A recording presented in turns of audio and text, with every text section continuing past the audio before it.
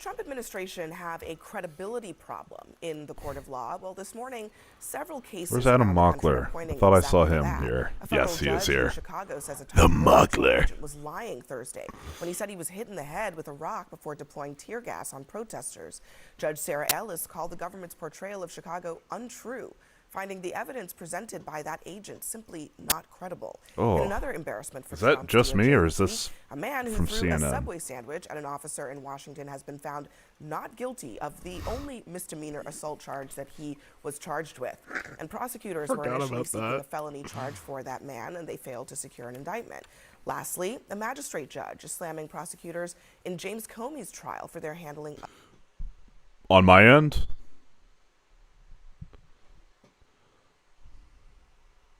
but good cards. Hello, testing on CNN. Okay, cool. Of evidence accusing Trump's handpicked attorney and prosecutor of taking an indict first and investigate second approach. There's a lot in the courts happening, and I will say, Trump is winning in some cases, but on the question of can the government's word be trusted, that's being called into question many times. And I'm actually flabbergasted by this, because let me play for you what Gregory Bovino, he's the Border Patrol agent that has been sent over to Chicago. This is the exchange where he is asked about the use of force, and particularly his use of force, and here's what he says.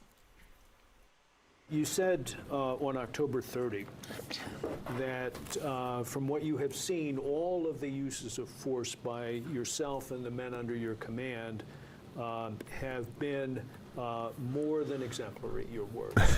You still stand by that? Yes. So when you tackled Scott Blackburn as shown in the video, hey, thanks for the follow. Thank you, Emiliana Cage. Appreciate that. I don't know if that's how you pronounce that, so forgive me.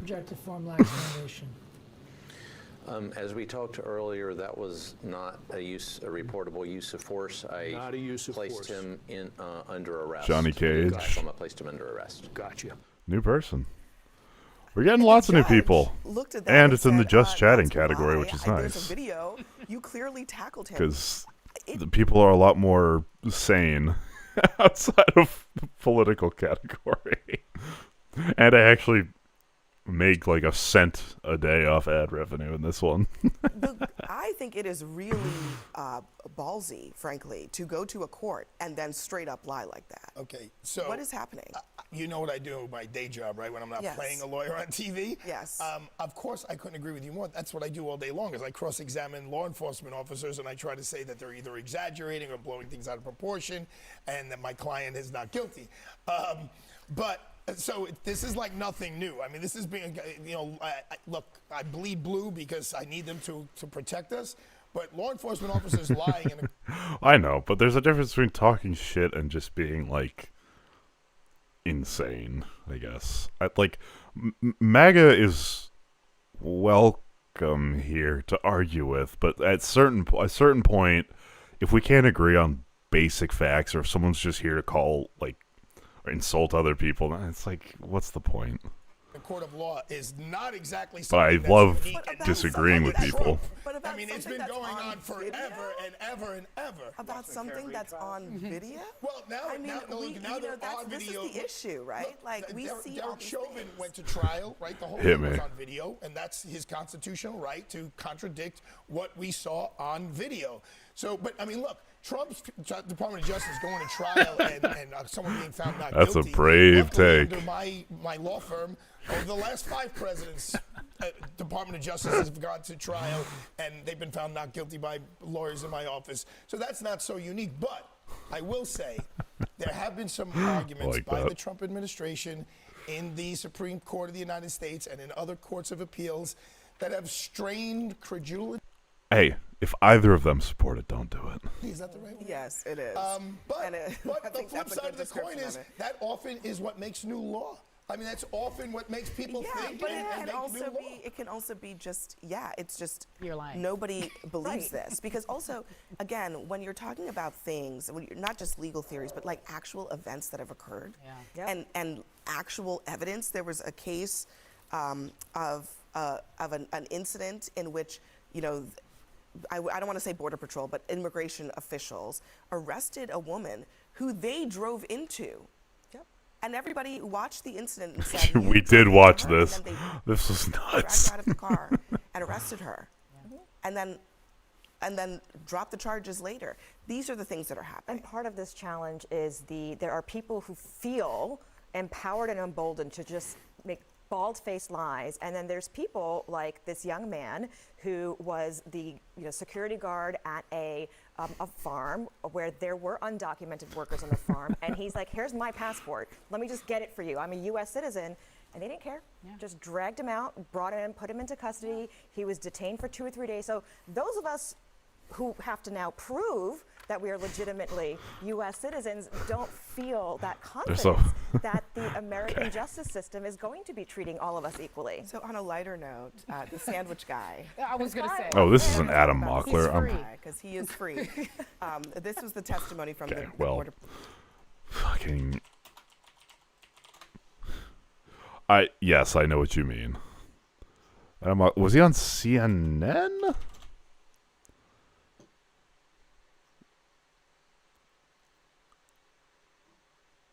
It wasn't. Where's the... Excuse me.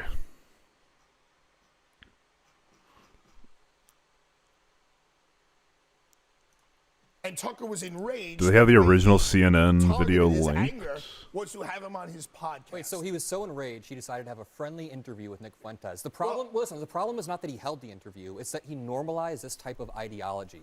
I think the Republican Party is for the first time being forced to face the monster that they've created in Nick Fuentes. Throughout my entire youth, I've watched Donald Trump normalize, not Nick Fuentes' rhetoric, but a type of extremist rhetoric that the U.S. has never seen before. Now, that is manifesting in the GOP, or at least Tucker Carlson and big wings of the GOP, welcoming in.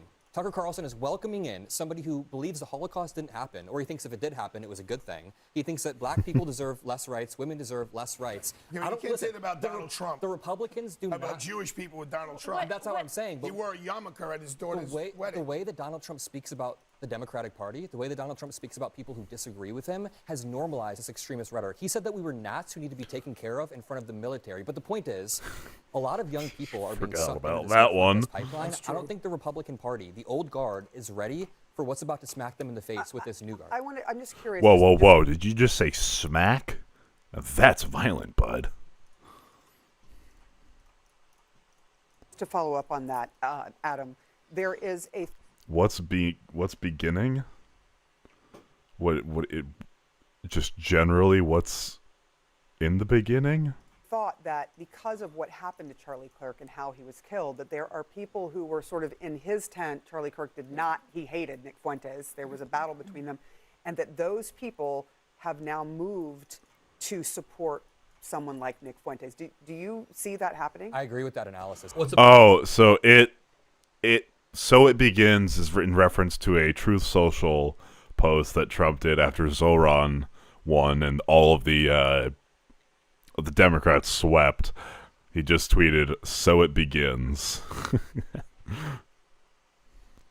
What's up, everyone? Adam Mockler here, and you're going to want to watch this video until the end because I just hopped off of CNN Newsnight, my favorite show to go on, of course. And I break down the GOP civil war between Nick Fuentes and his Nazis versus the rest of the MAGA base. It gets interesting, so of course, watch until the end. Make sure you drop a like and double check to make sure you're subscribed. Thank you. 2 nights ago, Mamdani wins, and we're told he should have tweeted. That's a good. Yeah, there's nothing we can. The one of him marooned on an island when he entered exile. Yeah, true. he's going to turn the city into a place where you don't have groceries on the shelves, where people can't put gas in their car. You actually know where that's happening? Under government rule, with the White House being under Republican rule, with the White House being Republican rule, with the Senate being Republican rule, with the House being Republican rule. And what do we hear from the FAA? Is that there are people who can't afford to put gas in their cars because they're not getting paid. You're worried about Mandani being a socialist. Let me finish. You're worried about Mandani being a socialist. I'm worried about the Republicans governing. Based! Sorry. This is why actually Republicans don't like big government, because it is extremely unreliable, and that's why they don't. What do you call sending the National Guard into different cities and tariffs on everything? That is the epitome of big government. Oh my God! Want Fuck more off. government the way that Mamdani is proposing, but they're in charge. I hope that Arthur. So Republicans want big government isn't like the police kind of way.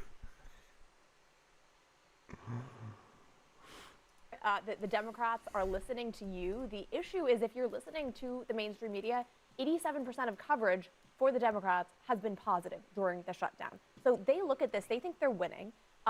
What the fuck are you talking Is about? better for him. The minority whip talks about having leverage. I know, like, the stereotypical look of an alien, sure. And they don't really have the incentive now, right? They look at the margins that they won in Virginia, where lots of angry government employees turned out to vote for Spanberger, and they think, I don't want to give this up. At the same time, Axios is reporting that House Democrats are putting tremendous pressure on Senate Democrats not to cave, not to compromise, or they will have, quote unquote, Yeah, because we want to keep SNAP benefits, or not SNAP benefits, sorry. Well, yes, SNAP benefits, but also fucking Medicaid for people. Like, yeah, sorry. hell to pay. So I don't think Democrats are in a position where they are interested in negotiating based on everything that's being reported and that we're hearing from them. Democrats are... We are oh, sorry, let me preempt CHADdam MOCKLER here. We are absolutely willing to negotiate. That's the whole point of it being shut down, is that we've been completely omitted from any negotiations. That's why the government is shut down right now, because Trump and Senate Republicans are too pussy to face up to Hakeem Jeffries and Chuck fucking Schumer. They're absolutely about to negotiate. There's reporting today that they're ready because they have leverage. First of all, I just want to say, the idea that the Republican Party is the party of small government, as you claimed, is a joke under this administration. Donald Trump is taking stakes, active stakes in multiple companies. Donald Trump is expanding his executive power, trying to trample all over Congress, trying to appoint people in key positions so that they can take Jimmy Kimmel off the air. But I do want to say... So what do you want big government here in New York? Why is that something that we should advocate for? You don't know want the government open. You don't know my position on I this. want the government. The Republicans have voted 14 times to open the government. Let me just finish. Republicans have voted 14 times to strip health care away from millions of Americans. It is incredibly obvious who has the moral high ground in this government shutdown, and it's the Democratic Party. They are just trying to prevent millions of Americans from being kicked off of health care. Who put the sunset provision for ACA subsidies? So it could be replaced by something more permanent. Republicans negotiated. That was Democrats. Republicans negotiated that in. Who put the sunset provision Do you for understand? ACA? Do you understand how negotiation works in Congress? Two sides have to come together. The Republican Party. The first time that we Fuck. even have a Republican clean Party was CR the passed. party. This is the bill that Schumer and This everyone kid, this is one. He's like a year older than me. He is the better version of me. else The agreed to Republican back Party was the party earlier that this year. came in. Why aren't they committing to it this Listen, year? the Republican Party. Why was can't they the commit to it this Republican year? Party was the party that didn't want permanent credits. Number one. Number two. I actually didn't know that. The reason why Democrats are, number one, just holding off is because millions of Americans are about to get kicked off health care. It's incredibly simple. Can I just ask, to either of the Republicans on this panel, would you rather see this government shutdown end in Trump's preferred way, which is terminating the filibuster, or Democrats' preferred way, which is extending health care? No, I didn't see it. If you want to watch it, we can. I was going to watch Megyn Kelly and Ben Shapiro's argument about it, but we could watch the actual interview, because I heard it was just kind of like a mutual glaze fest in a sense. Okay. What do you say? First of all, I'm not a Republican. Sorry. Then what do you say? What? Then what do you say? I want to see what do you say? I ran for city council as a Democrat in the city of New York. Lost by 108 Then votes. I want to ask you, what do you say about but that? I'm a New Yorker. Okay, answer my question. Answer my question then. Answer my these question. labels. You know why we are where we are? Answer my Because of what you question. just did. I'm going to answer your question. But this is why we are where we are. Because we've become so partisan. We have become So fucking negotiate. Okay, if you want to do something nonpartisan, you want to start bridging the gap, go invite the minority party to talk with you, like the Democrats do every single fucking time. We've forgotten about the people who don't put gas in their car. We've forgotten about the people who can't feed their kids. We're more worried about if. Here's why the Democrats are not motivated to settle this, because history will say under Donald Trump, it was the longest government shutdown. The second so it'll one. be. Well, it'll be now. It'll We're getting there. So That's TDS, is thinking that everything revolves around this man. Okay, Republicans have TDS way fucking worse. We're getting there. So for them, for the Democrats, it's going to be down on his scorecard. I wish Congress would. He already has the longest shutdown.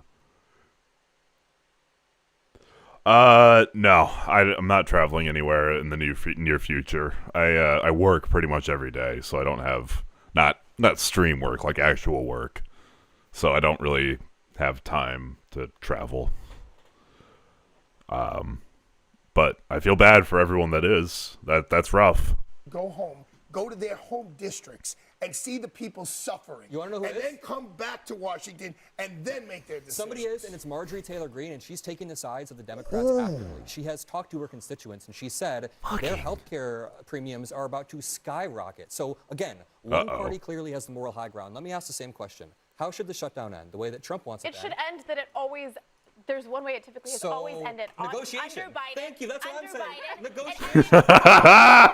Oh, yeah, dude, this kid's awesome. Always ends with a clean With CR. negotiation. No. I reject your premise of your. Yeah, because it's uncomfortable, isn't it? So, I think Donald Trump wants to terminate the filibuster. Democrats want to extend health care credits. Which of these sides would you choose? I reject that premise. Okay. It's just so bad.